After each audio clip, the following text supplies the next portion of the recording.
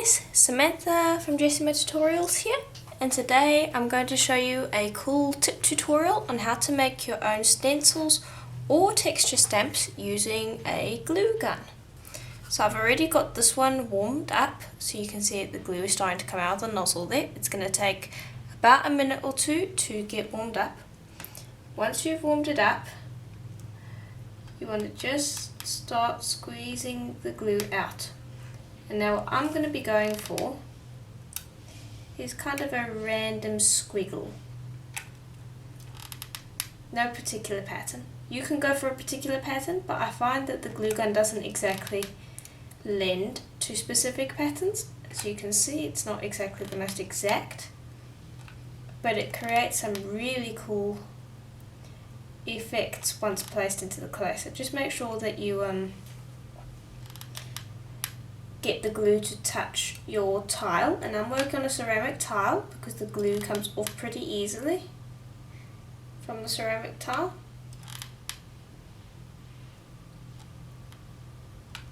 There we go, so you can see it was starting to get some sort of a pattern there.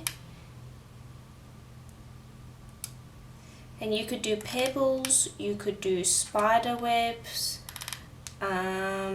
you could do coral maybe. If you're looking for a specific texture, try making it out of polymer clay. It's much easier that way. This is to give you a really organic, cool look. And I've already made some polymer clay sheets using this sorts of stamps that I've made, and I'll show you that towards the end.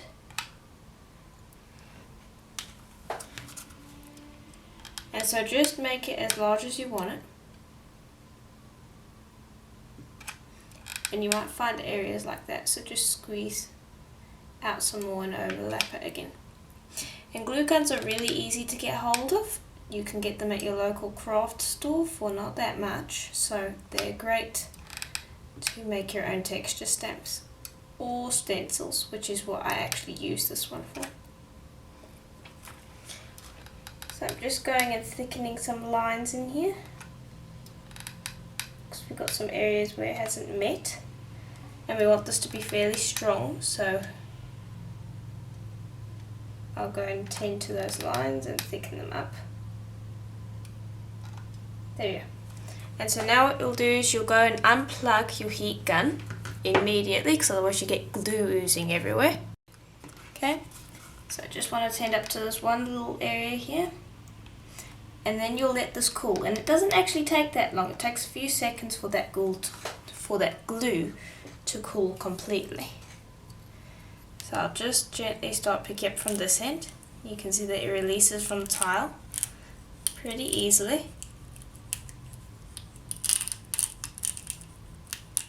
There we go, and you can see that glue we applied is almost dry. There we go, so now you've got all of these little bits. You can leave those if you want to, but I like to generally just go and get rid of those. Just like that. You can see that they come off very easily. Okay. And once you've done that, you can use it in a project. So now I'm going to just show you some other ones that I've made. And here are some. So here's another squiggle one that I've done, and you can see that I've been using it already. And here's one where I went more for like a pebbly pattern rather than a squiggle all over the place. And that's another pebble one which I started testing.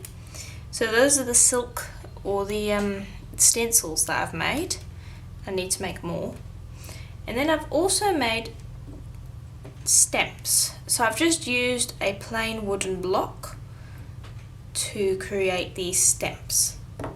You can see that I have these wave lines, this leaf, and then I've made some spirals. I've made this sun shape, and then I made a flower. So now I'm going to show you how to make that. So you're going to need a wooden block and your glue gun. And so what I want to do is I want to make dots. So I'll squeeze out the glue, and then just gonna try to get rid of it without making too much of a mess. So you can really see that you can't be accurate with this. It's nigh impossible. But that's fine, because half of the fun is that you get a really, really organic texture no matter what you do. So this is just another way of creating texture. So if you wanted a more even texture, you could really just use polymer clay.